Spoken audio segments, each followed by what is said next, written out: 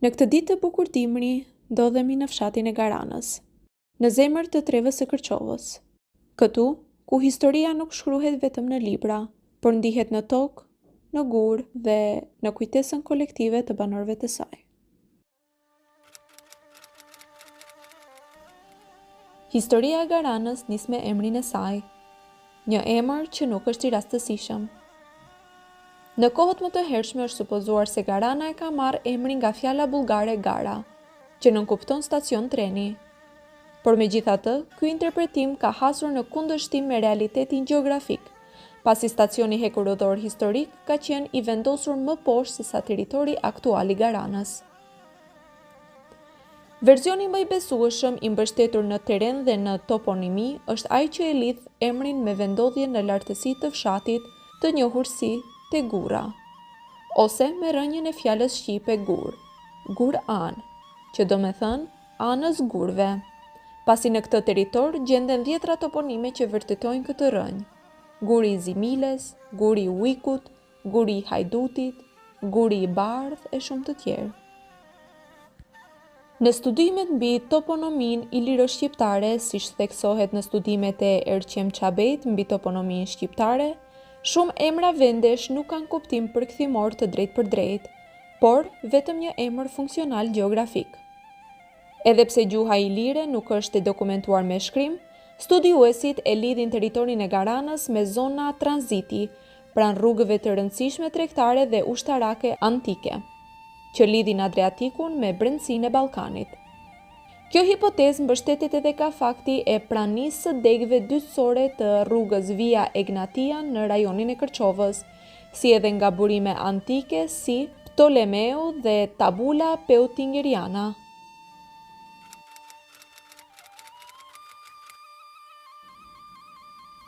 Gjurmët më të hershme të jetës në këtë territor dëshmohen përpara historisë së shkruar, edhe atë që nga varrezat ilire dhe romake, të gdhendura me simbole pagane të besimit në diell, dhe vendbanimi i hershëm në zonën e Kaugjerit, në pjesën më të lartë të territorit të Garanës.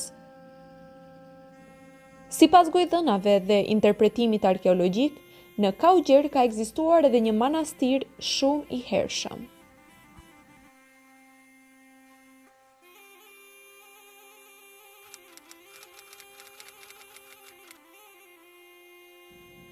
Në shekullin e 15 në territorin e Garanës, ngrihet një nga xhamit më të vjetra në rrethin e Kërçovës, një dëshmi e hershme e organizimit shoqëror dhe jetës së qëndrueshme. Por kjo periudhë lidhet drejt për së drejti edhe me kastriotët, sepse sipas burimeve historike, Kërçova ka qenë pjesë e principatës së kastriotëve. Historiani, doktor profesor Ilmi Veliu, thekson se Gërguri, baba i Vojsavës, i a dha vajzën përnuese Gjon Kastriotit, babait të Skënderbeut, së bashku me gjithë territorin e Pollogut. Gërguri ka qenë princ i Pollogut dhe se kalane ka pas në fshatin Gërgurnejec, pra emri fshatit i ka mbet sipas Gërgurit. Gërguri vajzën i a dha Gjon Kastriotit për gru, por i a dha me gjithë Pollog, edhe pjesë e Pollogut ishim edhe ne, edhe faktikisht principata e kastriotëve arriti deri në hymbje të Shkupit. Në burimet slave, Gjon Kastrioti njihet edhe si Ivan, dhe kjo ka lënë gjurmë edhe në emërtimin e tanishëm të pjesës së poshtme të Kërçovës, të cilën më së miri e sqaron profesor Veliu. Maqedonët dhe serbët Gjon Kastriotin e thirrin Ivan, dhe nëse shkojmë dhe pyesim te toka nën Kërçov, ku sot e blejnë shqiptarët dhe bëjnë banesa shtëpi, e ka emrin Ivanindov, pra Ivanindov, toka e Gjonit. Dhe manastirin nalt atje te Kërneja që i thomi ne, po ashtu e ka ndërtuar Gjon Kastrioti, i cili manastiri gjysma është kish dhe gjysma është xhami. Pra edhe këta zbulime unë i këmbo. Pra kjo se kemi qenë pjesë e principatës së kastriotëve e vërtetuar edhe Garanasit me sjelljen e bushtit të Skënderbeut dhe manifestimin që ata organizuan, ajo ishte një ngjarje jashtëzakonisht me vlerë dhe një ngjarje jashtëzakonisht e madhe.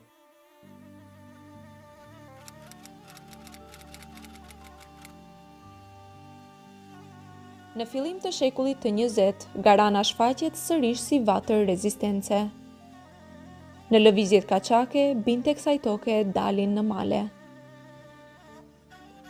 Islam Garana, apo i njohur edhe si Islam Kaçaku, ishte pjesë aktive e këtyre lëvizjeve në të njëjtën periudhë me Sefer Zajazin, Kalosh dhe Lazamdanin e shumë të tjerë, mes viteve 1919 dhe 1927. Edhe pse pjesa më e madhe e pasardhësve të fisit të Islam Garanës sot gjenden në Shqipëri, rrënjët e rezistencës së tij janë në Garanë. Pikërisht në periudhën e rilindjes kombëtare, kjo tref nxorri jo vetëm luftëtar, por edhe mendimtar. Një nga figurat më të hershme që artikuloi kërkesën për pavarësinë e Shqipërisë ishte edhe Jusuf Ali Beu, ose Jusuf Albani. Ai lindi në vitin 1838 në fshatin Prem të Kërçovës, ndërsa sipas traditës gojore të ruajtur në Garanë, origjina e hershme e fisit të tij lidhet me fisin llokaç të Garanës. Jusuf Ali Beu u formua politikisht në Stamboll dhe u bë pjesë e elitës shqiptare që vepronte në qarqet diplomatike të kohës. Si deputet i Parlamentit Osman dhe delegat i lidhjes së Prizrenit, ai kërkoi hapur njohjen e pavarësisë shqiptare shumë përpara vitit 1912.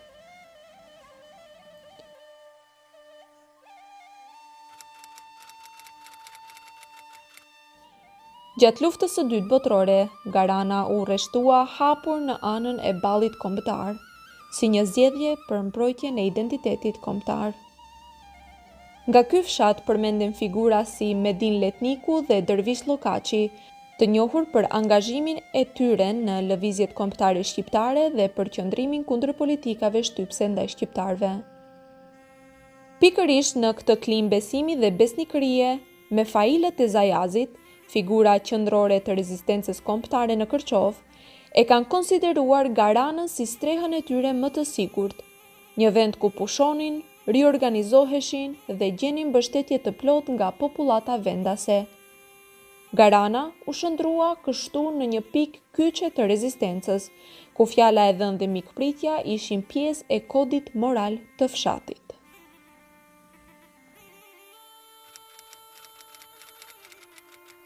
Në vitin 1941, në Garanë hapet shkolla shqipe Isa Boletini, që nga ajo kohë ajo ka funksionuar e pandërprerë në gjuhën shqipe.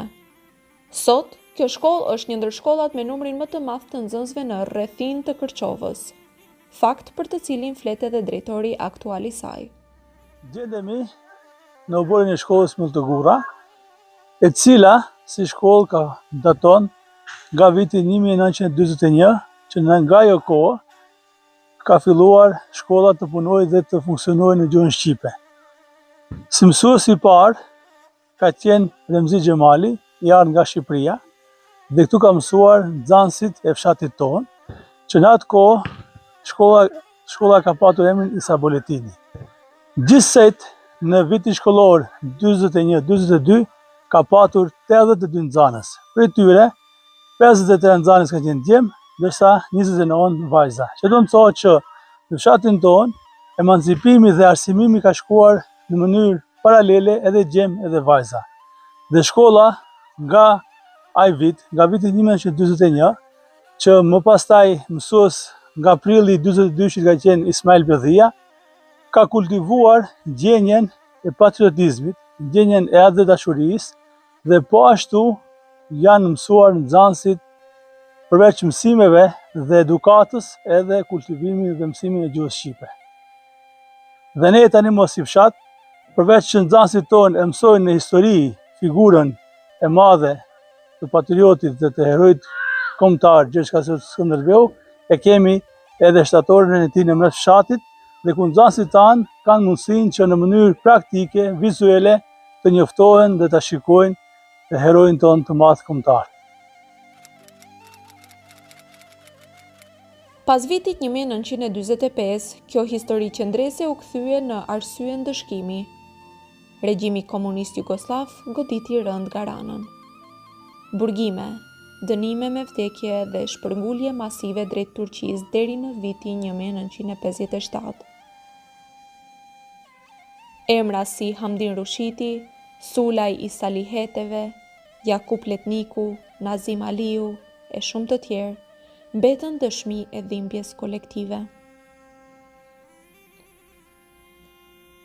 Ndërkaq edhe gjatë luftës së UÇK-s, Garana nuk qëndroi anash. Binë të kësaj toke ju gjendën prana dheut, ku mes tyre përmenden Jusuf Bajrami, Refat Jusufi, Adil Neziri dhe shumë të tjerë. Kjo dëshmon se qendresa e Garanës nuk është epizod historik, por vijë e pandërprer brezash.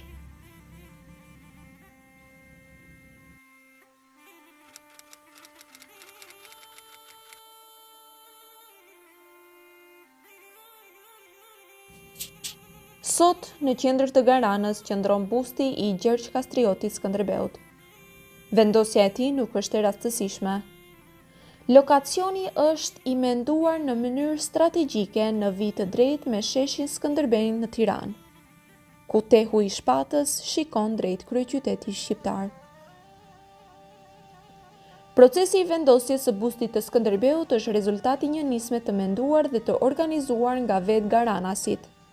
Për këtë, flet kryetari i Këshillit Organizativ, zotri Valbon Aliu, i cili na njeh me iniciatorët, kontribuesit dhe vizionin që qëndron pas kësaj vepre. Puna deri te ardhja e Skënderbeut ishte iniciativë e një individi fillimisht, e Bali Koçi. Pastaj ajo u bë e të gjithë bashkëfqatarëve, mbajtëm një mbledhje në fshat ku vendos të bijet monumenti i Gjergj Kastriotit Skënderbeut në Garanë. Të gjithë u bashkangjitën kësaj vepre, kaq të madhe dhe historike, për ne si fshat dhe në aspektin kombëtar. Ndikoi edhe diaspora që Skënderbeu të vinte në sheshin e Garanës? Sigurisht edhe diaspora, mërgjimtarët të gjithë kanë kontribuar, fillimisht shoqata Garana në Zvicër, pastaj shoqata Garana në Shtetet e Bashkuara të Amerikës kanë dhënë kontributin e tyre dhe të gjithë mërgjimtarët kudo që i kemi pas një dallim kanë dhënë kontribut për të bërë monumentin e Gjergj Kastriotit Skënderbeut. Në të njëjtën hapësirë është ndërtuar edhe shtëpiza apo bashkia e fshatit, ku një dhomë është e projektuar që të shndrohet në muze për të ruajtur kujtesën historike.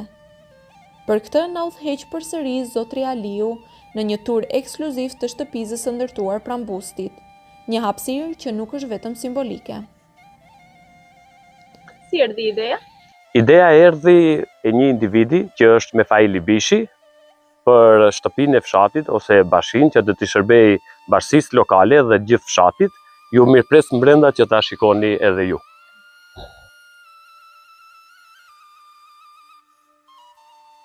Fillimisht do hym ke zyra e kryetarit të bashkisë lokale.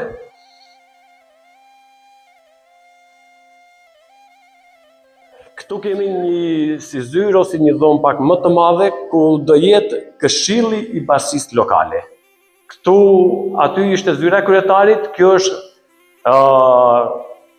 zyra do me thënë e këshillit të bashkisë lokale, që ndoshta janë 15 veta, 20 veta, ata zgjidhen nga çdo familje ose çdo mahall që t'i përfaqësojë të gjithë bashkëtarët. Këtë dhomë kemi parapa si muzeum, do me thënë.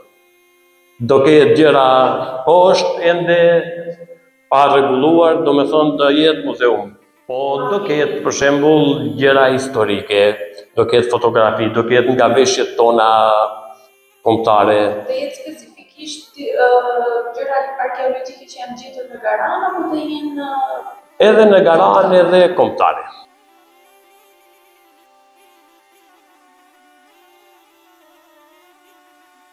Është salla e madhe, do me thënë. Aty do jenë kryetari me këshillin. Këtu janë të gjithë bashkëfqatarët, kur do ketë ndonjë mbledhje për ndonjë punë, për ndonjë gjë që nuk shkon ose duhet rregulluar, të gjitha kërkesat që do t'i kemi, këtu do t'i bëjmë mbledhjet e kryesore dhe do t'i parashtojmë para këshillit dhe kryetarit bashkisë lokale. Skënderbeu vendos aty ku historia ka qëndruar, në Garan, sepse ku qëndron Skënderbeu, qëndron edhe historia.